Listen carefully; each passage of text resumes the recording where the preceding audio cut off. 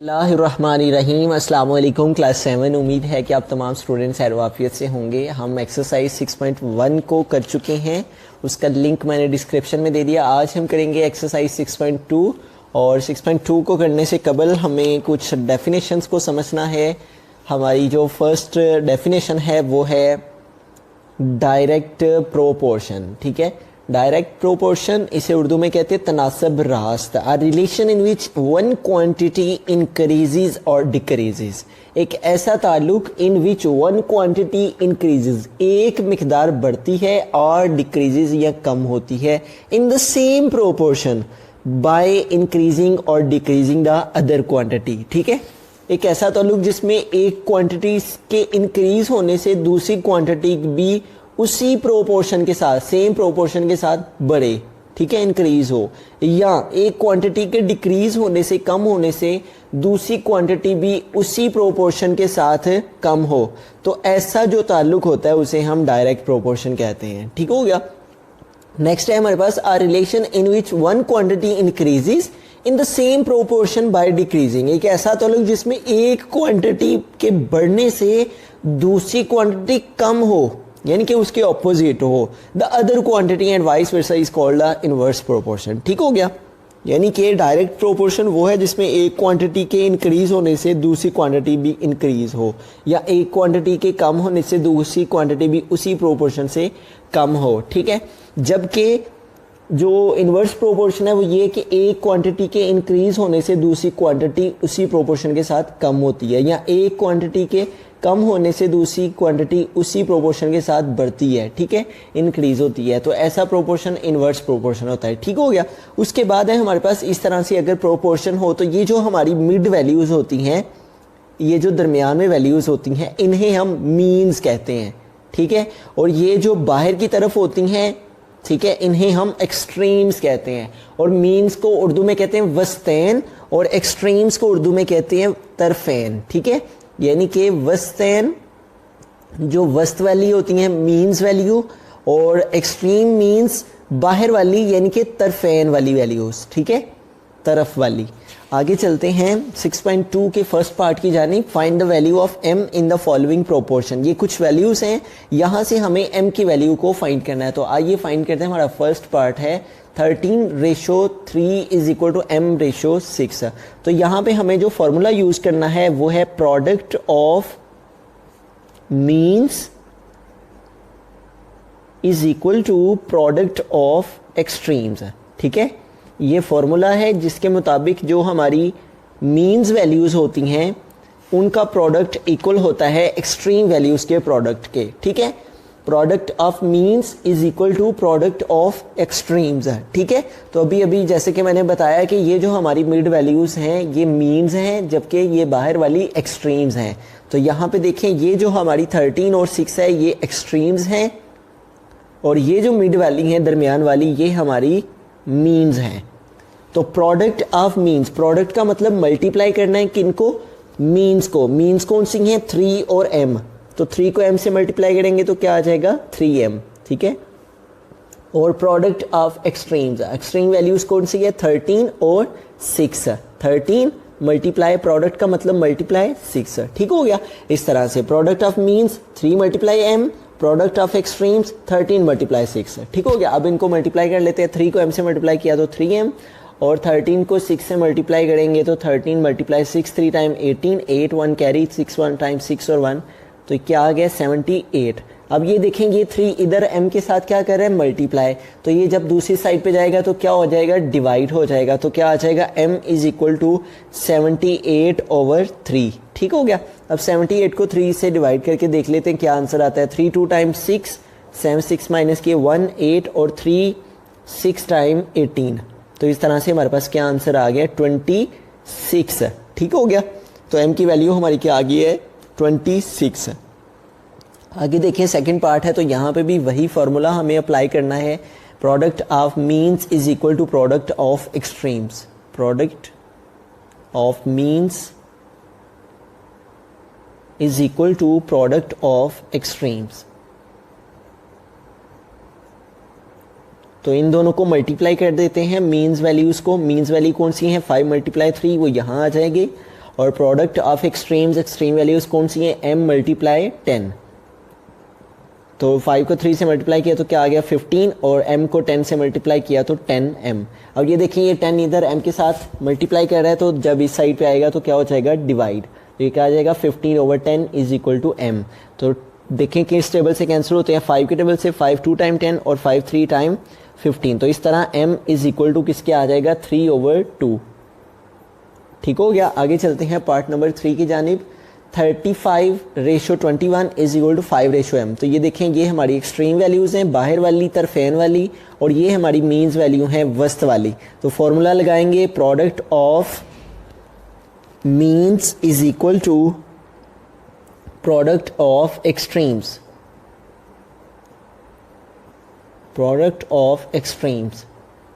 ठीक है, तो प्रोडक्ट ऑफ मीन्स कौन सी हैं, 21 मल्टीप्लाई 5 आ जाएगा, ये हमारी मीन्स वैल्यूज़ हैं वस्त वाली। ठीक है, और तरफेन वाली एक्सट्रीम्स वाली कौन सी हैं, 35 मल्टीप्लाई m। ठीक है, 35 मल्टीप्लाई m, ये हमारा यहाँ m आएगा। अब इन दोनों को मल्टीप्लाई कर देते हैं, 21 मल्टीप्लाई 5, 35 मल्टीप्लाई m। ठीक हो गया, मीन्स वैल्यूज़ लिखनी है, एक्सट्रीम वैल्यूज़ लिखनी। अब 21 को 5 से मल्टीप्लाई कर देते हैं, 21 मल्टीप्लाई 5, 5 1 टाइम 5, 5 2 टाइम 10, तो ये क्या आ गया 105। और 35 को m से मल्टीप्लाई किया तो 35m। 35m के साथ क्या कह रहा है मल्टीप्लाई, तो इधर आके क्या हो जाएगा divide, 105 divide by 35 is equal to m। तो ये देखें दोनों वैल्यूज़ 5 के टेबल से कैंसिल हो जाती हैं, 5 7 टाइम 35 और 5 2 टाइम 10 और 5 1 टाइम 5, तो क्या आ गया 21/7। अब ये दोबारा से कैंसिल हो जाती हैं, 7 1 टाइम 7 और 7 3 टाइम 21, तो क्या आ गया m is equal to 3। r लिख के इसको m इस साइड पे लिख लेते हैं और 3 इस साइड पे, m इज इक्वल टू 3। ठीक हो गया, इस तरह से m की वैल्यू क्या आ गई है 3। आगे चलते हैं पार्ट नंबर 4 की जाने। पार्ट नंबर 4 है हमारा 6.1 के क्वेश्चन नंबर 1 का, and 9/m is equal to 54/42। तो ये देखें ये हमारी मीन वैल्यूज़ हैं और ये हमारी एक्सट्रीम वैल्यूज़ हैं। ठीक है, तो फॉर्मूला क्या है, वही अगेन फॉर्मूला अप्लाई करेंगे, product of means is equal to product of extremes, product of extremes. तो मीन्स वैल्यूज कौन सी हमारी m मल्टीप्लाई 54 और एक्सट्रीम वैल्यूज कौन सी हैं 9 मल्टीप्लाई 42।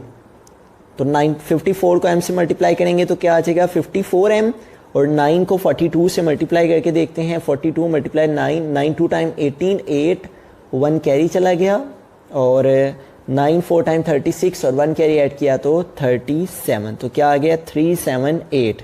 अब ये देखें 54m के साथ मल्टीप्लाई कर रहा है और इस साइड पे जाएगा तो क्या हो जाएगा divide, m is equal to 378 divide by 54। अब ये देखें 2 के टेबल से ये दोनों वैल्यूज़ कैंसिल हो जाती हैं, 27 टाइम 54 और 2 18 टाइम 36 और 2 9 टाइम 18, तो ये क्या आ जाएगा 189/27। ये देखें अब ये दोबारा से 3 के टेबल से कैंसिल हो जाएंगी, 3 9 टाइम 27 और 3 6 टाइम 18 और 3 3 टाइम 9, क्या आ गया 63/9। अब ये दोबारा से 9 के टेबल से कैंसिल हो जाएंगी। ठीक है, 3 के टेबल से भी कैंसिल कर सकते हैं, 3 3 टाइम 9, 3 2 टाइम 6 और 3 1 टाइम 3। ठीक हो गया, और अब 3 के टेबल से कैंसिल कर लेते हैं, 3 1 टाइम 3 और 3 7 टाइम 21, तो इस तरह m इज इक्वल टू क्या आ गया हमारे पास 7।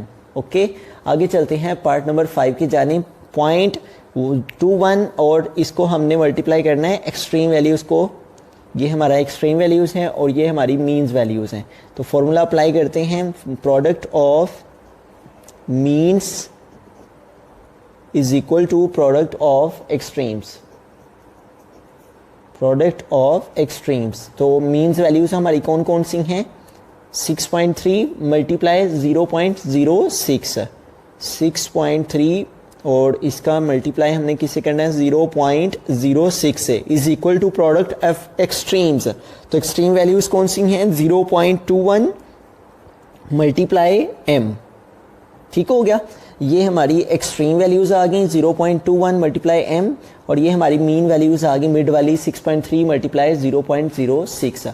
अब इन दोनों को हम मल्टीप्लाई कैसे करें, क्योंकि ये हमारे पास पॉइंट में है तो हम इनका ना पॉइंट रिमूव कर लेंगे। इधर आ जाएगा 63/10, पॉइंट की प्लेस पे 1 लगा दिया और पॉइंट के बाद एक नंबर था तो एक 0। इसी तरह इस वैल्यू का भी हम पॉइंट रिमूव कर देंगे, तो पॉइंट की प्लेस पे 1, पॉइंट के बाद 2 नंबर हैं तो 2 0 लगा देंगे। इस तरह से हम इनके पॉइंट्स को रिमूव करके लिख देंगे। और ये क्या है हमारे पास .21, ये इधर क्या कह रहा है मल्टीप्लाई, तो इधर आके ये वैल्यू क्या हो जाएगी हमारी डिवाइड हो जाएगी। इसको पहले हम ऐसे ही लिख लेते हैं, ठीक हो गया। अब ऊपर वाली वैल्यू को ऊपर वाले से मल्टीप्लाई कर देते हैं और 100 को 10 से मल्टीप्लाई कर देते हैं। 63 को मल्टीप्लाई करते हैं 6 के साथ, ठीक है। 6 3 टाइम 18, 8 आ गया, 1 कैरी चला गया, 6 6 टाइम 36 और 1 37, 18 8 1 कैरी, 6 6 टाइम 36 और 1 37। तो ये क्या आ गया 378 ओवर, इनको दोनों को मल्टीप्लाई कर दिया तो क्या आ गया 1000। अब ये देखिए .21 इधर मल्टीप्लाई कर रहा है ना, तो इस साइड पे आके क्या हो जाएगा डिवाइड हो जाएगा, तो क्या आएगा divided 0.21 is equal to m, ठीक हो गया। अब ये देखें ये वैल्यू इधर हमारी क्या कर रही है, इधर डिवाइड हो रही है, तो हम इसको क्या करेंगे, इस डिवाइड वाली वैल्यू को हम मल्टीप्लाई में चेंज कर देंगे। यहाँ पे हमारे पास क्या आ जाएगा 3.378 ओवर 1000 इज डिवाइड है, डिवाइड के को मल्टीप्लाई में चेंज करेंगे, इसके नीचे कुछ नहीं है 1 आ जाएगा। जब डिवाइड को मल्टीप्लाई में चेंज करेंगे तो ये क्या हो जाएगा 21, हमारा 21 ओवर पॉइंट की प्लेस पे हम ये .21 है, तो .21 अगर हम इसका रेसिप्रोकल लेंगे तो 1 ऊपर चला जाएगा और .21 नीचे आ जाएगा, ठीक हो गया। इस तरह से अब हम इसे सॉल्व कर लेते हैं। और अब ये देखें इसका पॉइंट हमें रिमूव करना है, तो इसका पॉइंट रिमूव करने के लिए हम ऊपर 100 ले लेंगे, 378 ओवर 1000 मल्टीप्लाई। इसका पॉइंट रिमूव करने के लिए हम 21 नीचे लिखेंगे और पॉइंट की प्लेस पे 1 लगाएंगे ऊपर, और पॉइंट के बाद 2 नंबर हैं तो 2 0 ऊपर लगा देंगे और मल्टीप्लाई ये वाला 1, ठीक हो गया। अब ये देखें ये 2 0 हमारे इस 2 0 से कैंसिल हो जाएंगे और वैल्यू क्या है रिमेनिंग हमारे पास 378 ओवर 10 मल्टीप्लाई 21, तो इसको मल्टीप्लाई कर देंगे तो क्या आ जाएगा 210 हो जाएगा, ठीक है।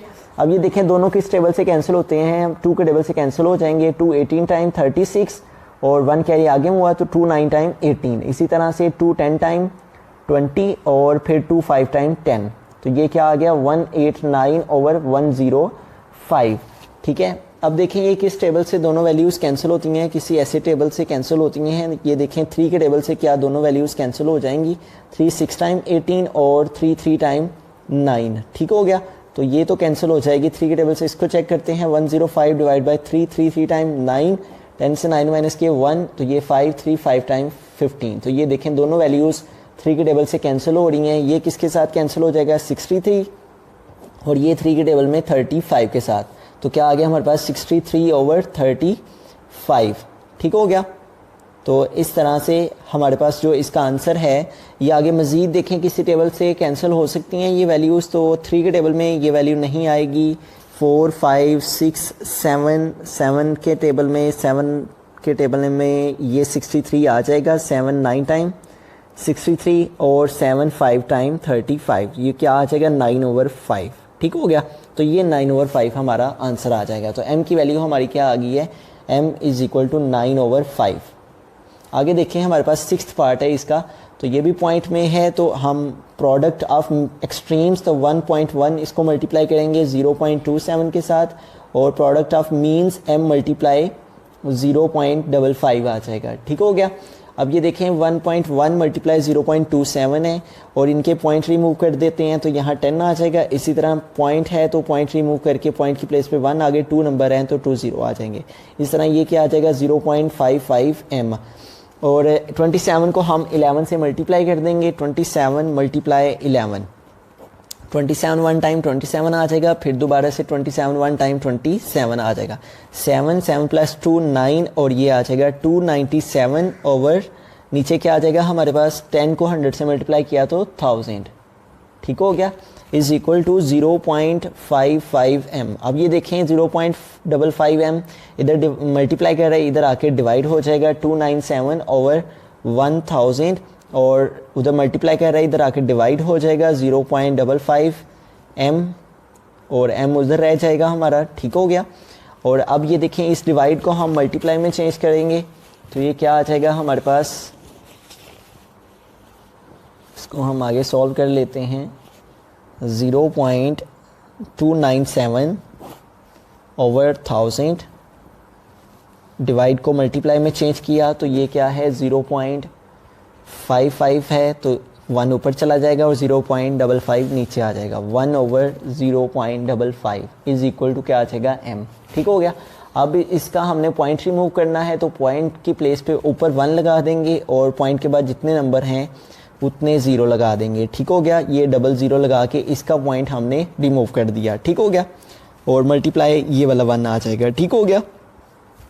ये 2 0 हमारे इस 2 0 से कैंसिल हो गए, ऊपर हमारे पास आ गया 297 और नीचे आ गया 55 को 10 से मल्टीप्लाई करेंगे तो 550 आ जाएगा, ठीक है। अब देखेंगे क्या ये दोनों वैल्यूज़ हमारी किसी टेबल से कैंसिल होती हैं, क्या ये 3 के टेबल। नंबर 2 पे जाने से कबल हम अपने जो प्रीवियस क्वेश्चंस हैं उनको मज़ीद हम सिंप्लीफाई कर सकते हैं। ये देखें जैसे 3 ओवर 2 है तो इसको अगर हम मज़ीद सिंप्लीफाई करें, m की वैल्यू 3 ओवर 2 है तो अगर हम 3 को 2 से डिवाइड करते हैं तो 2 1 टाइम 2, 3 से 2 माइनस किया 1, इस 0 को हमने यहाँ पॉइंट लिया और यहाँ 0 2 5 टाइम 10, तो 3 को 2 से डिवाइड करने से हमारे पास आ जाता है 1.5, तो हम इसको भी लिख सकते हैं। इसी तरह से यहाँ पे हमारे पास एक क्वेश्चन था 9 ओवर 5, तो अगर हम 9 को 5 से डिवाइड करते हैं तो 5 1 टाइम 5, 9 से 4 माइनस के 5 माइनस के 4, यहाँ पॉइंट लिया, यहाँ 0 और 5 8 टाइम 40, तो इस तरह से हमारे पास क्या आंसर आ जाता है 1.8, ठीक है। तो हम इसको इस तरह से पॉइंट की फॉर्म में भी लिख सकते हैं, डेसिमल पॉइंट में भी इसका आंसर लिखते हैं 1.8 भी लिख सकते हैं,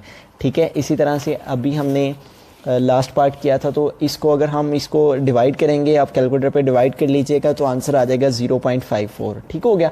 आगे चलते हैं क्वेश्चन नंबर 2 की जानिब। क्वेश्चन नंबर 2 है हमारे पास कि what is the fourth proportional of 2, 5 and 6, ठीक है। ये हमारे पास है क्वेश्चन नंबर 2 कि अगर 2, 5 एंड 6 हो हमारे पास, इस तरह से एक प्रोपोर्शन चल रहा हो, तो बताइए कि इसका जो ये 3 प्रोपोर्शन है ना हमारे पास 1, 2 और 3, ठीक है, यानी कि A है ये रेशो B है, ये प्रोपोर्शन 6, फिर इसके बाद रेशो जो 4th प्रोपोर्शन है वो क्या होगा। तो हम लेट कर लेना है, लेट द 4th प्रोपोर्शनल, हमने लेट कर लिया कि जो 4th हमारा प्रोपोर्शनल है वो इक्वल है x के, ठीक हो गया। अब इसको अगर हम अरेंज करते हैं तो ये आ जाएगा 2:5, फिर हमें प्रोपोर्शन डालना होता है और उसके बाद ये हमारा 3rd प्रोपोर्शन और रेशो डाल के ये जो हमने 4th प्रोपोर्शन लेट किया है उसे यहाँ लिख देंगे, ठीक है। अब सिंपली जो फार्मूला हमने प्रीवियस क्वेश्चन में पढ़ा है उसी फार्मूला को हम यहाँ पे अप्लाई करेंगे। Product of means is equal to product of extremes. तो देखें कि यहाँ पे हमारी जो मीन वैल्यूज़ हैं वो कौन सी हैं। मीन वैल्यूज़ हैं 5 × 6 आ जाएगा, ये हमारी मीन वैल्यूज़ हैं। और एक्सट्रीम वैल्यूज़ कौन सी हैं 2 × x, तो 2 × x इधर आ जाएगा। अब इनको हम अगर मल्टीप्लाई करते हैं तो 5 6 टाइम 30 आ जाएगा और 2 को x से मल्टीप्लाई किया तो 2x।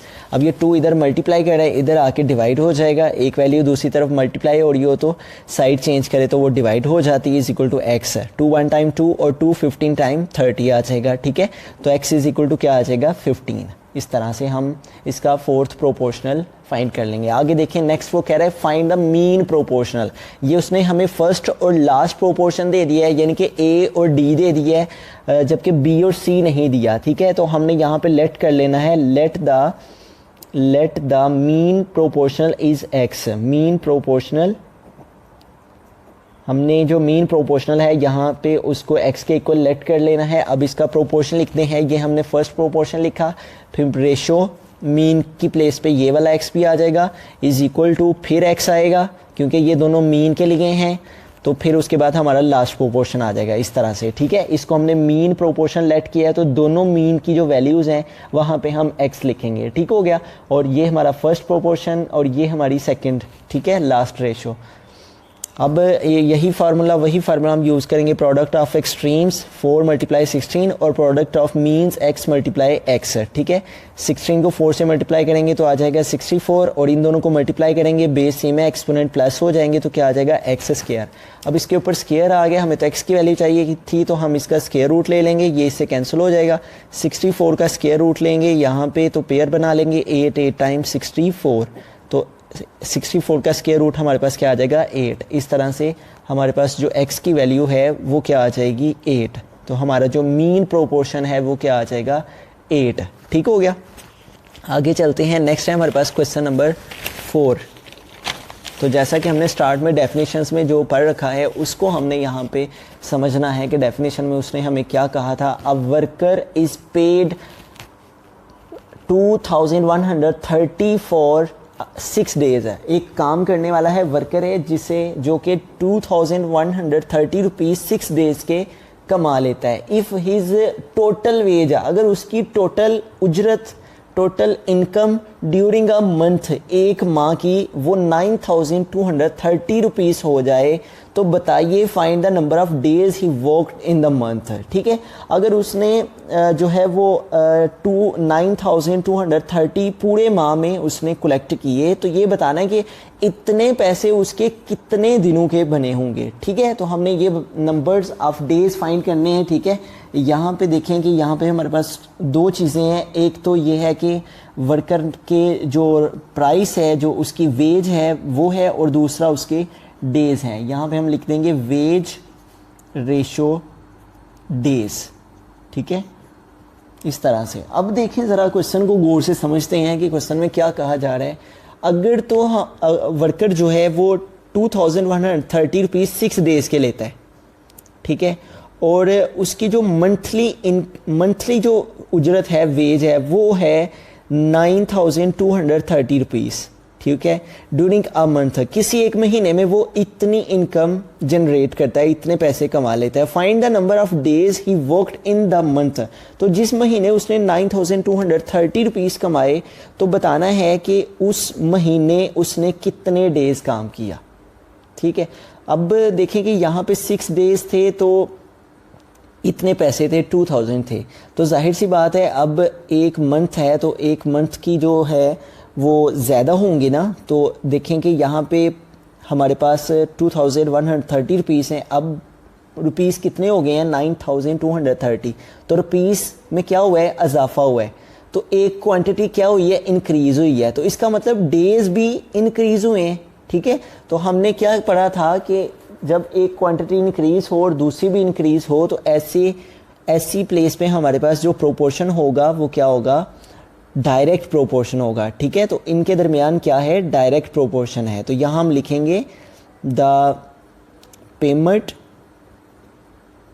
Is directly proportional two days. ये दोनों वैल्यूज एक दूसरे के directly, the payment is directly proportion two days. ठीक है, तो वेज उसकी जो 6 डेज़ की थी वो क्या है 2130, और डेज़ कितने उसने काम किया 6 डेज़, वो यहाँ पे पुट कर दिया। उसके बाद कितनी वेज है 9230, वो हमने यहाँ पे पुट कर दी, और उसके बाद ये हमने find the number of days find करने हैं। ठीक है, तो ये देखें ये क्वांटिटी इंक्रीज़ हुई है। जाहिर सी बात है कि अगर उसने पूरा मंथ काम किया है तो उसकी फिर उतनी उसके लिहाज से उजरत भी बनेगी, तो यहाँ पे डेज़ भी क्या होंगे बढ़ेंगे। ठीक है, वेज बढ़ी है तो डेज़ भी बढ़ेंगे, तो इसमें डायरेक्ट प्रोपोर्शन है। जब डायरेक्ट प्रोपोर्शन होगा तो हमने ये एरो ऊपर को इस तरह से लगा लेने हैं। ठीक हो गया, और जिधर को हमारा ये एरो होगा हमने ये लेट कर लेना है कि जो डे हमने फाइंड करने हैं उसको हमने एक्स लेट कर लिया। अब यहाँ पे हमने देखना है कि जिधर को हमारा इस एरो का हेड होगा उस वैल्यू को नीचे लिखना है। ठीक है, एरो का हेड कहाँ है 2130 की तरफ है, तो ये 2130 को हमने डिनोमिनेटर पे लिखना है और 9230 को हमने ऊपर लिखना है। इसी तरह से यहाँ है, तो जब भी हमारे पास डायरेक्ट प्रोपोर्शन होगा तो हमने दोनों एरो ऊपर को लगाने हैं। तो यहाँ पे भी हेड किसकी तरफ है 6 की तरफ है, 6 नीचे आएगा और x ऊपर आ जाएगा। अब इसकी क्रॉस मल्टीप्लिकेशन कर लेनी है, x को मल्टीप्लाई करेंगे हम मल्टीप्लाई 2130 से और 6 को मल्टीप्लाई करेंगे 9230 से। तो इसको x से मल्टीप्लाई करेंगे 2130x और 6 को इससे मल्टीप्लाई कर लेते हैं 9230 multiply 60 time 0 6 3 time 18 8 1 carry 6 2 time 12 और 1 13 3 1 कैरी 6 9 टाइम 54 और 1 55। तो ये क्या आ जाएगा 55380। अब ये देखें ये x के साथ ये वैल्यू क्या कर रही है, मल्टीप्लाई कर रही है, तो ये दूसरी तरफ जाके क्या हो जाएगी, डिवाइड हो जाएगी। 55380 ओवर 2130। ठीक हो गया। तो इसको अगर हम इस वैल्यू से डिवाइड करेंगे तो हमारे पास आंसर आ जाएगा 26। ठीक है, 2130 को अगर हम 26 से मल्टीप्लाई करेंगे तो ये वैल्यू आ जाएगी। आइए चेक कर लेते हैं 2130 का टेबल। अगर हम 26 टाइम पढ़ते हैं 60 टाइम 0 6 3 टाइम 18 8 1 कैरी 6 1 टाइम 6 और 1 7 और 6 2 टाइम 12 2 0 टाइम 0 2 3 टाइम 6 2 1 टाइम 2 और 2 2 टाइम 4। तो ये देखें 0 8 7 और 6 13 3 1 कैरी 2 और 2 1 और 5 और 4 और 1 5। ये देखें 55380 55380। तो 2130 के टेबल को हमने 26 टाइम रीड किया है तो ये वैल्यू आ गई है। तो x की हमारी वैल्यू क्या आ गई है 26 है। तो लिहाजा ये जो उसकी इनकम है 9230 रुपीज़ 9230 रुपीज़ ये 26 डेज़ की है। ठीक हो गया। आगे चलते हैं। क्वेश्चन है Uzair takes 75 steps to cover a distance of 50 metre. Uzair जो है वो 75 कदम 75 स्टेप्स लेके तो 50 मीटर का डिस्टेंस कवर करता है, इतना फासला तय करता है 50 मीटर का 50 मीटर का। How much distance will be covered in 375 steps. तो अगर वो उसको 75 के बजाय 375 स्टेप्स करने हों तो उसमें वो कितना डिस्टेंस कवर कर लेगा, यानी कि कितनी दूर चला जाएगा, कितना डिस्टेंस कवर कर लेगा। तो ये देखें स्टेप्स में क्या हुआ है, इजाफा हुआ है ना। तो जाहिर सी बात है अगर 75 के बजाय वो 375 स्टेप्स लेगा तो वो 50 मीटर के बजाय ज़्यादा फासला तय कर पाएगा, 50 मीटर से ज़्यादा फासला तय कर पाएगा। ठीक है। तो ये देखें एक क्वांटिटी इंक्रीज़ हो रही है तो दूसरी भी क्या हो रही है, इंक्रीज़ होगी। ठीक है। अगर स्टेप्स बड़े हैं तो उसका डिस्टेंस भी बढ़ जाएगा, उसका डिस्टेंस भी इंक्रीज़ हो जाएगा। तो ऐसी सूरत में कौन सा प्रोपोर्शन होता है, डायरेक्ट प्रोपोर्शन होता है, जिसमें एक क्वांटिटी इंक्रीज़ होने से दूसरी भी इंक्रीज़ हो। ठीक है। तो यहाँ पे ये देखें हम लिख सकते हैं steps is directly proportional to, जो स्टेप्स हैं वो डायरेक्टली प्रोपोर्शनल हैं किसके, टू द डिस्टेंस। स्टेप्स जो हैं वो डिस्टेंस के डायरेक्टली प्रोपोर्शनल हैं कि जब स्टेप्स बढ़ रहे हैं तो फिर डिस्टेंस भी बढ़ेगा, एक क्वांटिटी इंक्रीज होने से दूसरी क्वांटिटी भी इंक्रीज होगी। तो यहाँ हम लिख लेते हैं स्टेप्स रेशो डिस्टेंस। ठीक है। तो 75 स्टेप्स में वो कितना डिस्टेंस कवर करता है, 50 मीटर। और अब स्टेप्स कितने हो गए हैं, 375, और ये हमने फाइंड करना है वो कितना डिस्टेंस कवर करेगा। ठीक हो गया। तो जैसा कि मैंने अभी आपको क्वेश्चन नंबर 4 में बताया कि जब डायरेक्ट प्रोपोर्शन होगा तो हमने दोनों एरो जो हैं वो ऊपर को लगा देने हैं इस तरह से। ये एरो हमारे डायरेक्ट प्रोपोर्शन को रिप्रेजेंट कर रहे हैं।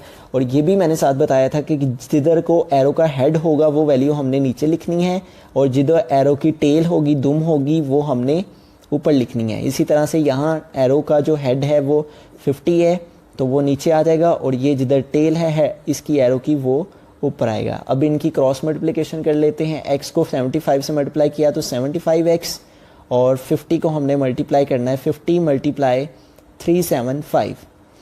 तो 375 को मल्टीप्लाई कर लेते हैं 50 के साथ, 0 आ गया, 5 5 टाइम 25, 5 2 कैरी, 5 7 टाइम 35 और 2 कैरी ऐड किए तो 37, 7 आ गया और 3 कैरी चला गया, 5 3 टाइम 15 और 3 क्या हो जाएगा 18। अगेन चेक कर लेते हैं, 0 5 5 टाइम 25, 5 2 कैरी, 5 7 टाइम 35 और 2 कैरी ऐड किए तो 37 और 7 आ गया, और 3 कैरी चला गया, 5 3 टाइम 15 और 3 18। Yes it's okay, 18750। ठीक है। इन दोनों को मल्टीप्लाई करके क्या आ गया है वो यहाँ पे लिख लेते हैं। हमारे पास स्पेस नहीं है तो लिहाजा हम यहाँ पे लिख लेते हैं क्या है 18750 और इज़ इक्वल टू 75x। ठीक है, तो ये इधर मल्टीप्लाई कर रहा है 75, तो इधर आके क्या हो जाएगा, डिवाइड 18750, इसको हमें डिवाइड करना है 75 से। ठीक है, तो हम जब इसे 75 से डिवाइड करेंगे तो हमारे पास आंसर आ जाएगा। चेक कर लेते हैं डिवाइड करके। 75 को हमने 1875 को 750 को 75 से डिवाइड करना है। अगर हम इसको 2 टाइम करते हैं तो आ जाएगा 150, तो 7 आ गया, 8 से 5 माइनस किए 3 आ गया। ठीक है, उसके बाद नेक्स्ट नंबर है हमारे पास 5 और ये है 0। ठीक हो गया, तो अगर हम इसको 75 को हम अगर 50 से मल्टीप्लाई करते हैं, 75 मल्टीप्लाई 50, तो क्या आंसर आता है 0, 5 5 टाइम 25, 5 2 कैरी, 5 7 टाइम 35 और 2 37। तो ये देखें अगर हम इसको इसके बाद 50 के साथ करेंगे क्या आ जाएगा, 3750 जो हमें रिक्वायर्ड है वो क्या आ जाएगा। तो 75 1 टाइम 75 और 75 250 टाइम क्या आ जाएगा, 18750। तो x की वैल्यू क्या आ गई है, 250। तो इस तरह से अगर वो 75 स्टेप्स में 50 मीटर का डिस्टेंस कवर करता है तो 375 में वो 250 मीटर दूर चला जाएगा, इतना डिस्टेंस कवर कर लेगा।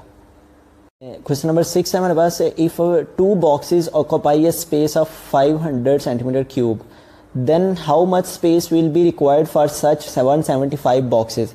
अगर जो 2 बॉक्स हैं वो 500 सेंटीमीटर क्यूब जगह घेर लेते हैं, तो then how much space will be required for such 175 boxes.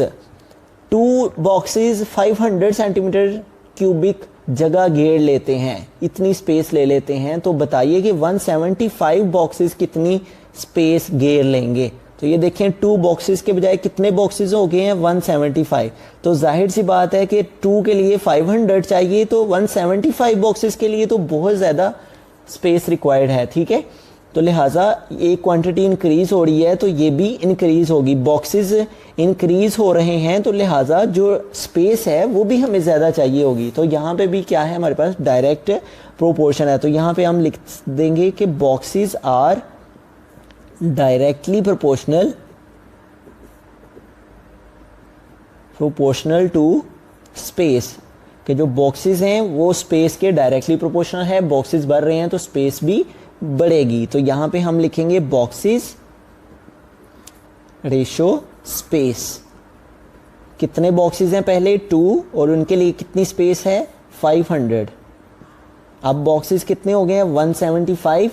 ठीक है, और ये हमने स्पेस फाइंड करनी है। ठीक है, तो अभी मैंने बताया कि इसमें डायरेक्ट प्रोपोर्शन है तो हम दोनों एरो ऊपर को लगाएंगे। तो जैसा कि मैंने प्रीवियस क्वेश्चंस में बताया, जिधर हमारे एरो का हेड होगा उस वैल्यू को हम नीचे लिखेंगे।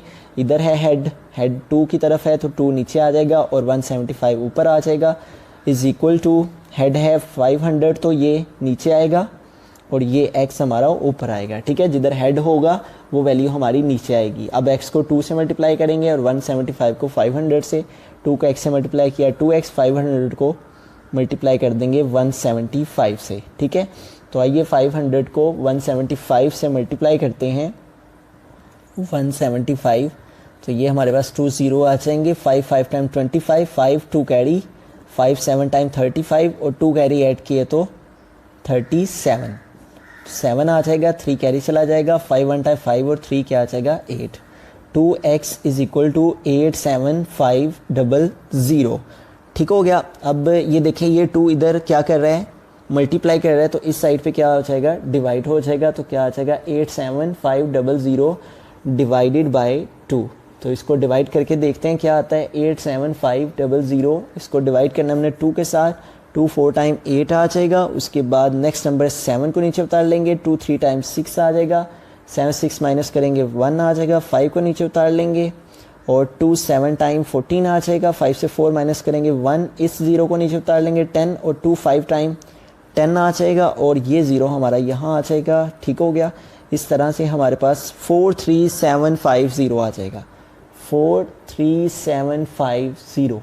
ठीक है, इतने सेंटीमीटर क्यूबिक हमें स्पेस रिक्वायर्ड होगी। अगर हमारे बॉक्सेस 175 होंगे तो हमें कितनी स्पेस रिक्वायर्ड होगी, 43,750 सेंटीमीटर क्यूब। ठीक है, आगे चलते हैं क्वेश्चन नंबर 7 की जानिब। एंड यहाँ पे 160 है, तो हमने क्या पढ़ा था कि एक क्वांटिटी अगर कम होने से दूसरी क्वांटिटी बढ़ जाए, तो ये देखें अगर हमारे पास आदमी कम हो गए हैं तो जो फूड है, ठीक है, और उसके बाद कितने रिड्यूस कर दिए गए हैं, कम कर दिए गए हैं 160। 200 के लिए जो फूड है वो 60 डेज़ के लिए है, तो बताना है कि 160 के लिए कितने डेज़ के लिए फूड रह सकेगी। ठीक हो गया। तो अब देखें कि यहाँ पे मेन की क्वांटिटी क्या हुई है, डिक्रीज़ हुई है, तो जो फूड है वो फिर ज़्यादा दिनों के लिए इस्तेमाल हो सकेगी। ठीक है, तो ये देखें यहाँ पे इस सूरत में हम एक एरो नीचे को लगाएंगे और एक एरो ऊपर को लगाएंगे क्योंकि इन्वर्सली प्रोपोर्शनल है। ठीक है, तो जैसे कि मैंने बताया जिधर एरो का हेड होगा वो वैल्यू नीचे आएगी और दूसरी वैल्यू ऊपर आएगी। इसी तरह यहाँ पे जिधर एरो का हेड है वो वैल्यू नीचे और दूसरी वैल्यू ऊपर। अब इसकी क्रॉस मल्टीप्लिकेशन कर लेंगे, x को 160 से मल्टीप्लाई करेंगे और 200 मल्टीप्लाई 60।